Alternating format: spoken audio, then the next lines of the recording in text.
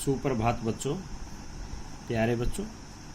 आज हम 7वीं कक्षा की पुस्तक महाभारत के पाठ नंबर 8 कर्ण का अध्ययन करेंगे।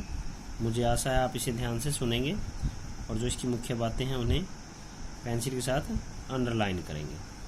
तो प्यारे बच्चों, आज हम 8वां लेसन कर्ण पढ़ने जा रहे हैं, तो इसे ध्यान से सुनना। पांडवों ने पहले कृपाचार्य से और बाद में द्रोणाचार्य से अस्त्र शस्त्र की शिक्षा पाई। पहले किससे पाई थी उन्होंने? कृपाचार्य से और बाद में द्रोणाचार्य से। ये बात अंडरलाइन करो। उनको जब विद्या में काफ़ी निपुणता प्राप्त हो गई तो एक भारी समारोह किया गया जिसमें सबने अपने कौशल का प्रदर्शन किया। सारे नगरवासी इस समारोह को देखने आए थे।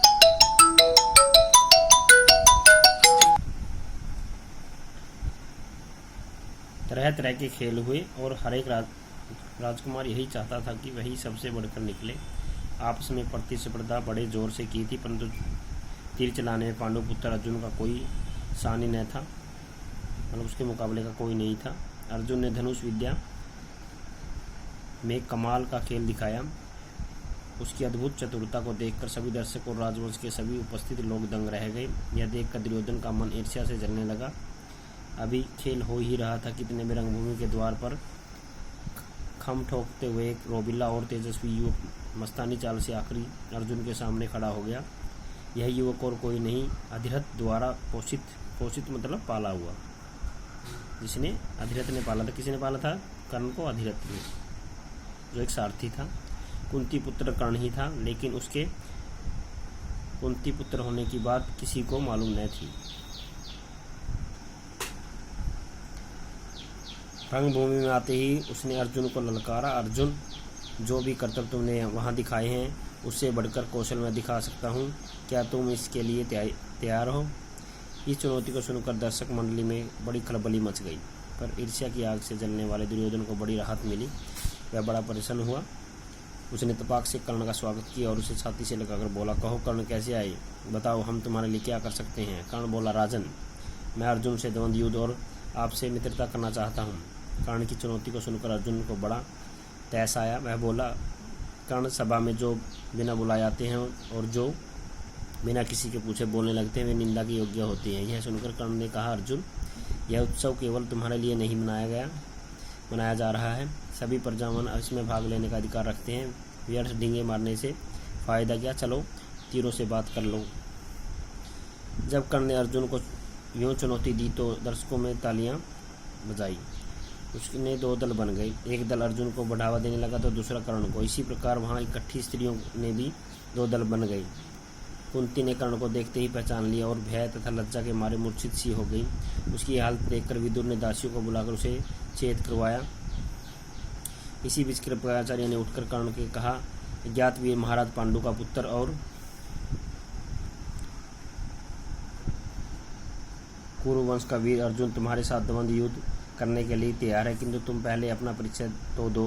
तुम कौन हो? किसके पुत्र हो? किस राजकुल को तुम विभूषित करते हो? द्वंद्व युद्ध बराबर वालों में ही होता है। कुल का परिचय पाए बगैर राजकुमार कभी द्वंद्व करने को तैयार नहीं होते। कृपाचार्य की यह बात सुनकर कर्ण का सिर झुक गया। कर्ण को इस तरह देखकर दुर्योधन उठ खड़ा हुआ और बोला, अगर बराबरी की बात है तो मैं आज ही कर्ण को अंग देश का राजा बनाता हूँ। यह कहकर अर्जुन ने तुरंत पितामह भीष्म व पिता धृतराष्ट्र से अनुमति लेकर वहीं रंगभूमि में ही राज्याभिषेक की सामग्री मंगवाई और कर्ण को राज्याभिषेक करके उसे अंगदेश का राजा घोषित किया गया। कहाँ का राजा बनाया गया उनके? कर्ण को अंगदेश का राजा। और कहाँ पे? रंगभूमि में ही, जो खेल का मैदान था उसमें ही। इतने में बूढ़ा सारथी अधिरथ, जिसने कर्ण के पाला था, लाठी टेकता हुआ और भय के मारे कांपता हुआ सभा में प्रविष्ट हुआ। कर्ण, जो अभी अभी अंगदेश का नरेश बना दिया गया था, उसको देखते ही धनुष नीचे रखकर उठ खड़ा हुआ और पिता मानकर बड़े आदर से साथ उसके आगे सिर नवाया। बूढ़े ने भी बेटा कहकर उसे गले लगा लिया। यह देखकर सभी भीम खूब कहका मारकर हंस पड़ा और बोला, सारथी के बेटे, धनुष हाथ में चाबुक लो, चाबुक वहीं तुम्हें शोभा देगा। तुम भला कब से अर्जुन के साथ द्वंद्व युद्ध करने के लिए योग्य हो गए? यह देखकर सभा में खलबली मच गई। इस समय सूरज भी डूब रहा था, इस कारण सभा विसर्जित हो गई।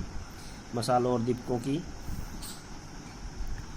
「 रोशनी में दर्शक द्वंद्व अपनी दर्शक वृंद अपनी अपनी पसंद के अनुसार अर्जुन, कर्ण और दुर्योधन की जय बोलते जाते थे।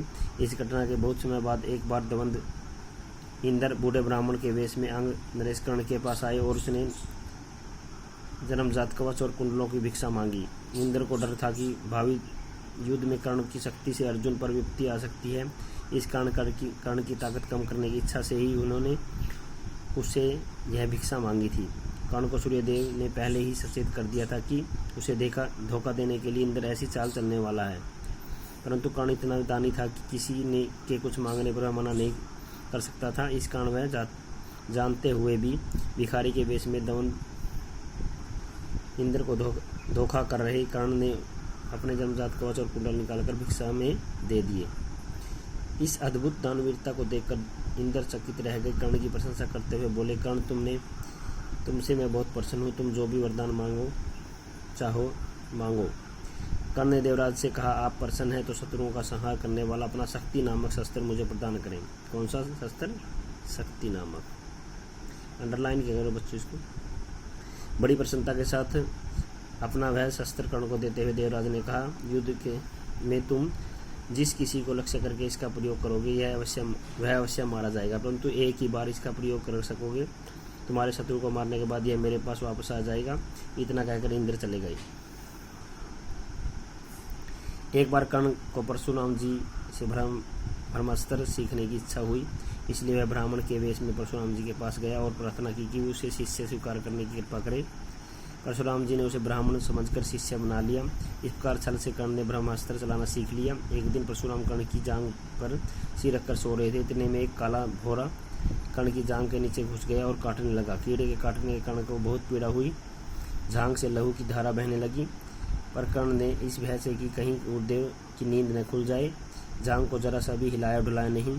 जब खून से परशुराम की देह भीगने लगी तो उसे नींद खुली।